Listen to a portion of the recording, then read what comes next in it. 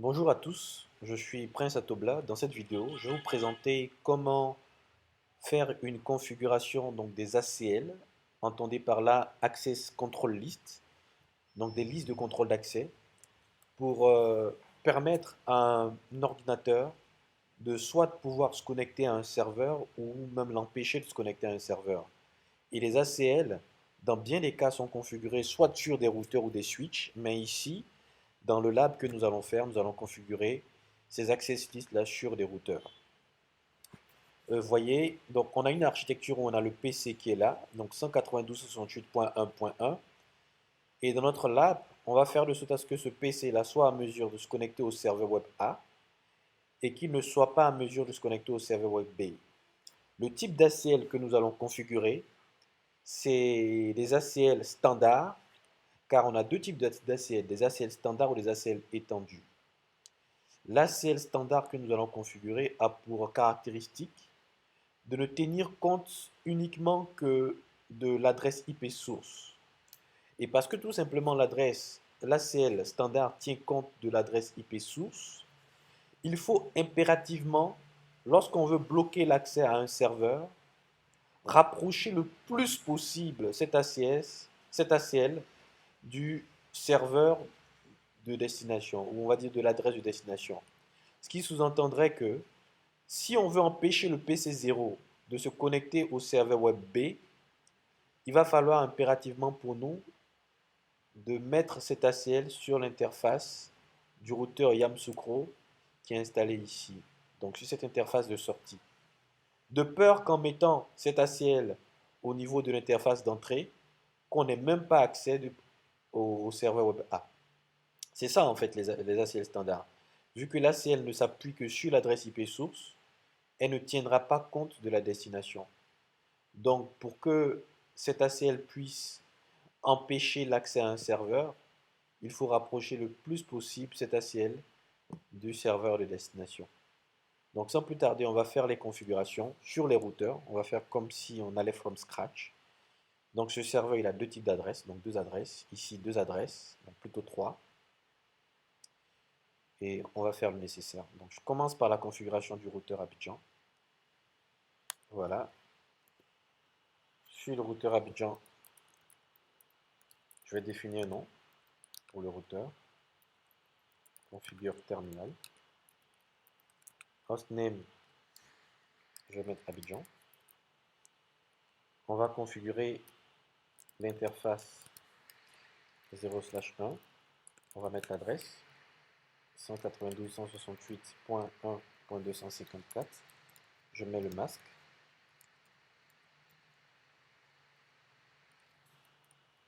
J'allume l'interface. Voilà, elle passe au vert.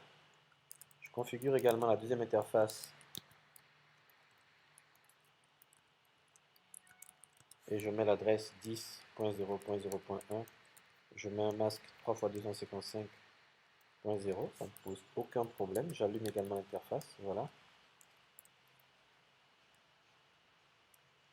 Et après cela, je viens sur le routeur Yamsukro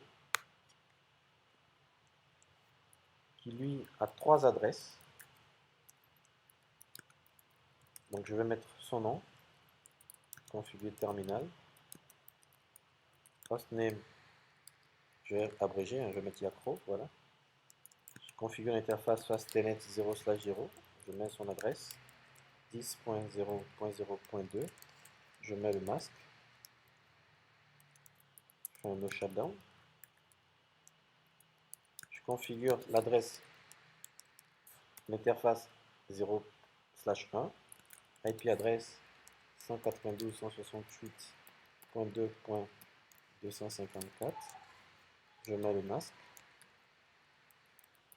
je fais un no shutdown, j'allume l'interface, je configure la dernière interface Ethernet 1/0, IP adresse 192.168.3.254, je mets le masque, je fais également no shutdown. Donc à ce stade, j'ai configuré entièrement les adresses là. Je vais mettre un protocole de routage statique pour indiquer à ce routeur là les deux réseaux qu'il ne connaît pas parce qu'il n'est pas directement connecté à ces réseaux. Donc, je viens là, et je vais mettre une route statique, IP route 192.168.2.0, masque 3 x 255.0, et je lui dis, pour ça, il faut passer par ton interface fastnet 0/0. Je fais la même chose pour le réseau 3.0, et je lui dis également qu'il faut qu'il passe par l'interface fastnet 0/0. Voilà. Vous voyez, je tire un peu pour que vous voyez. Voilà. Donc, pour aller sur le réseau 2.0, il faut passer par ton interface fastnet 0/0. Pour aller sur le réseau 3.0, passe par ton interface 0/0. Je fais la même chose sur ce routeur ici, le routeur de Yamsokro, pour qu'il puisse connaître le réseau 1 en 1. Donc, je fais IP route 192.168.1.0, 2 x 255.0. Je fais fastnet 0/0. Pour dire au routeur, si tu veux partir sur le réseau 1.0, passe par ton interface fastnet 0/0 également. Donc ce routeur, pour atteindre ce réseau, il passe par là. À ce stade, je vais mettre les adresses sur le PC. 192.168.1.1. Je mets sa gateway 192.168.1.254. Je fais ça. Je viens sur le serveur. Je mets une adresse 192.168.2.200.1 et je mets sa gateway 2.254.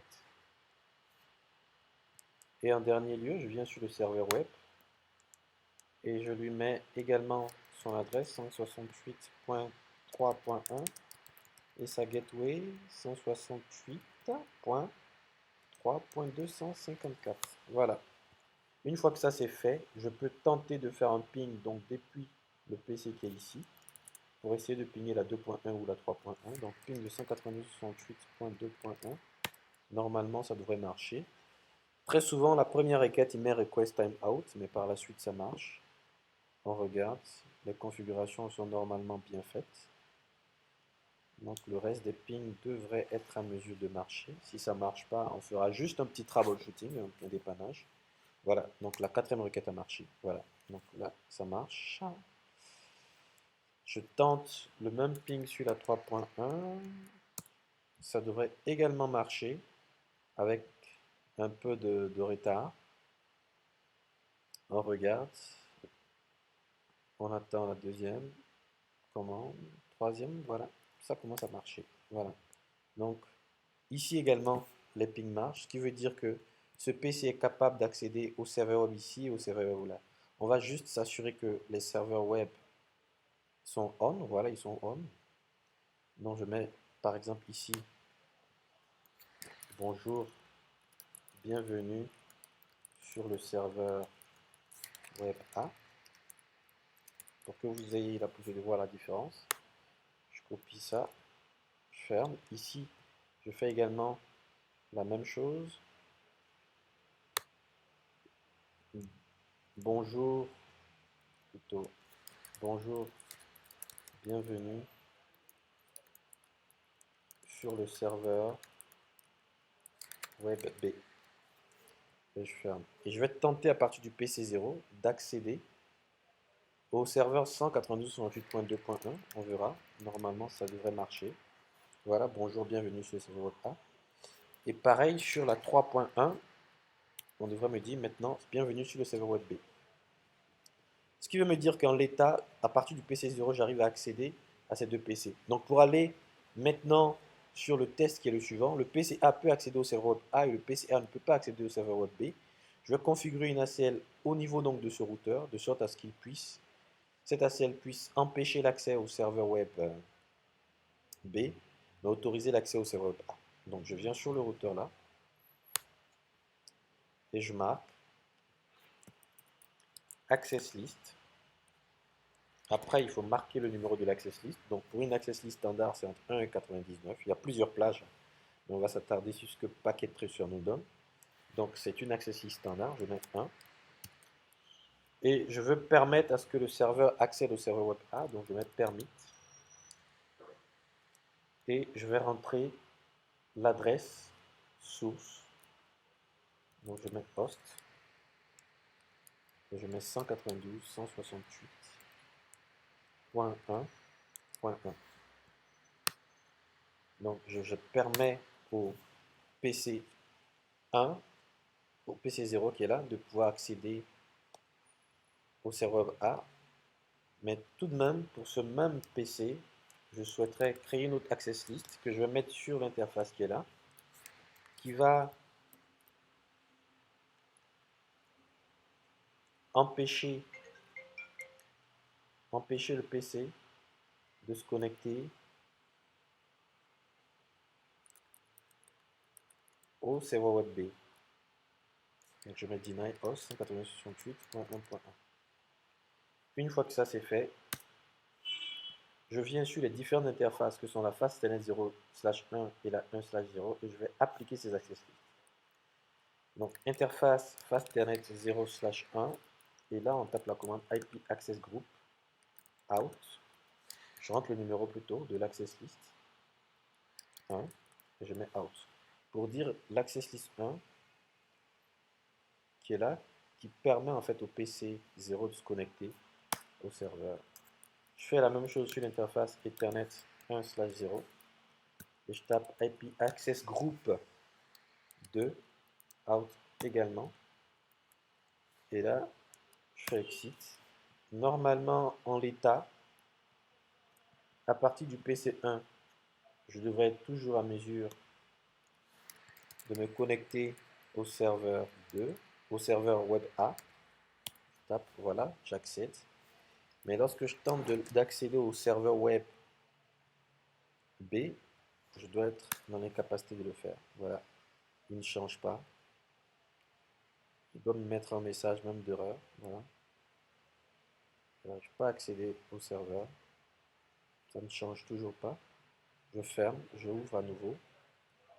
Je rentre 192.168.3.1 pour voir.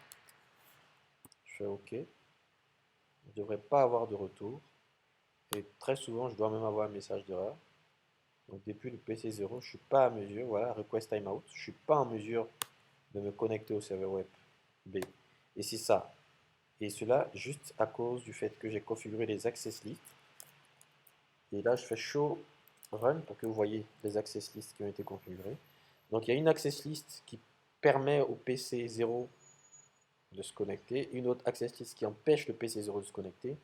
Et j'ai appliqué ces deux access lists sur des interfaces différentes.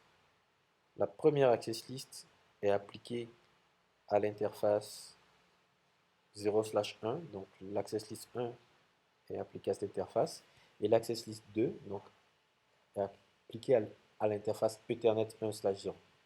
Voilà, merci, je pense que cela vous sera d'une grande utilité. N'hésitez pas à poser des questions. Je vous remercie.